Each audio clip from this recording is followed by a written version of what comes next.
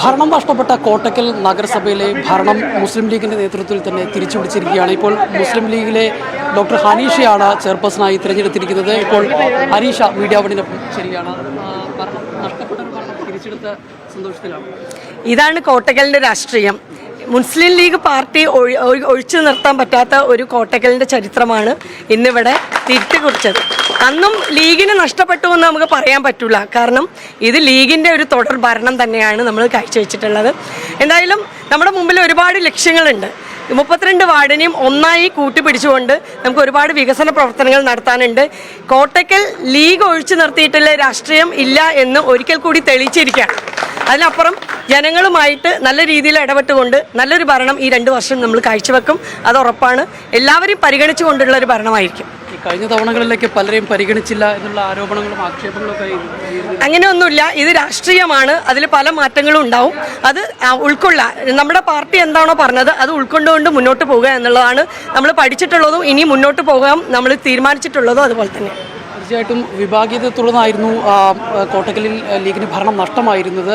ലീഗിൻ്റെ നേതാക്കൾ കൂടി നമ്മളൊപ്പം ചേരുകയാണ്. ഒരു ഘട്ടത്തിൽ ലീഗിൽ വലിയ വിഭാഗീയത ഉണ്ടാവുകയും ലീഗിന് വലിയ ചർച്ചയാവും, സംസ്ഥാന തലത്തിൽ തന്നെ ചർച്ചയാവുന്ന ഒരു സാഹചര്യം ഉണ്ടായിരുന്നു. ഇപ്പോഴത്തെ ഒരു സാഹചര്യം എങ്ങനെയാണ്? കഴിഞ്ഞ 6-ാം തീയതി ഞങ്ങളിതിലുണ്ടായിരുന്ന ചെറിയ ഒരു അസ്വസ്ഥത അത് മുതലെടുത്ത് CPM അന്ന് ഞങ്ങൾ പറഞ്ഞതാണ് ഇതിനെ അതേ രീതിയിൽ തിരിച്ചടിക്കുമെന്ന്. ആ തിരിച്ചടി ഇന്നിവിടെ ഈ ജനുവരി 3-ന് യാഥാർത്ഥ്യമായിരിക്കുകയാണ്. CPM-ൻ്റെ 2 പേർ ഇന്ന് വോട്ട് ചെയ്യാൻ CPM-ൻ്റെ കൂടെ ഇല്ല എന്ന് കോട്ടക്കലിൻ്റെ രാഷ്ട്രീയ ചരിത്രത്തിലെ ആദ്യ സംഭവമാണ് എന്ന് CPM-ന് ഓർമ്മപ്പെടുത്തുകയാണ്.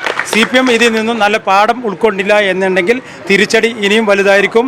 CPM-ൻ്റെ പല നേതാക്കന്മാരും അടുത്ത കാലത്തായി മുസ്ലിം ലീഗിലേക്ക് ചേരുന്ന പ്രവണത തുടർന്നുകൊണ്ടേയിരിക്കും. യാതൊരു സംശയമില്ല.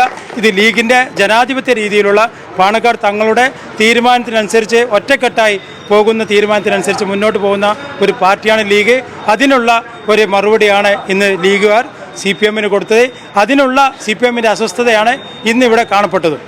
ലീഗിലെ തന്നെ ഒരു വിഭാഗം ആളുകളെ പരിഗണിക്കുന്നില്ല അതൊക്കെ കഴിഞ്ഞ കാര്യങ്ങളെക്കുറിച്ച് ഞങ്ങൾക്ക് യാതൊരു ബോധനയുമില്ല.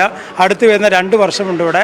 ആ 2 വർഷത്തിൽ കഴിഞ്ഞ കാലത്തേക്കാളും കൂടുതൽ മെച്ചപ്പെട്ട പ്രവർത്തനം എങ്ങനെ നടത്താൻ പറ്റുമെന്ന് ഈ 19 ഇനി നടക്കാൻ പോകുന്ന 2 കൗൺസിലർമാരും ലീഗിൻ്റെ ചേർന്ന് തീരുമാനിക്കും. അത് മാത്രമല്ല ആ ലീഗിൻ്റെ ആളുകൾ മുസ്ലിം ലീഗിൻ്റെ നേതൃത്വവും അഡ്വോക് കമ്മിറ്റിയൊക്കെ ചേർന്നുകൊണ്ടുള്ള ഒരു പ്രവർത്തനം ഇവിടെ അടുത്ത് നടത്തുന്നതാണ്.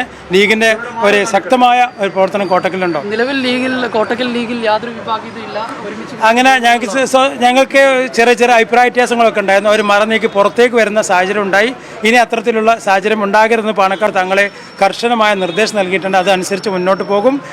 അത് അനുസരിച്ച് മുന്നോട്ട് പോകുമ്പോൾ അതിന് വിപരീതമായി നിൽക്കുന്നവരെ പാർട്ടി കൈകാര്യം ചെയ്യും.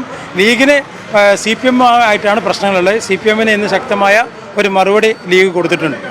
തീർച്ചയായിട്ടും അസ്വാരസ്യങ്ങൾ പറഞ്ഞു തീർത്തതിന് ശേഷം ഒരുമിച്ച് തന്നെ മുന്നോട്ട് പോകും എന്നുള്ളത് തന്നെയാണ് മുസ്ലിം ലീഗ് നേതാക്കളും പറയുന്നത്. ഏതായാലും ലീഗിനെ സംബന്ധിച്ചിടത്തോളം 7-നെതിരെ 20 വോട്ടുകളുടെ ഭൂരിപക്ഷത്തിലാണ് ഇപ്പോൾ മുസ്ലിം ലീഗിൻ്റെ ഡോക്ടർ ഹനീഷ ചെയർപേഴ്സണായത്. ഒരു CPM-ൻ്റെ CPM പ്രതിനിധിയുടെ വോട്ട് കൂടി ലഭിച്ചതിന് ശേഷമാണ് ഇപ്പോൾ ഡോക്ടർ ഹനീഷ ചെയർപേഴ്സണായിരിക്കുന്നത്. കോട്ടക്കലിൽ നിന്ന് ജിഷ്ണു ബീരങ്ങാടിക്കൊപ്പം ജംഷീർ കുടിഞ്ഞി, മീഡിയ 1.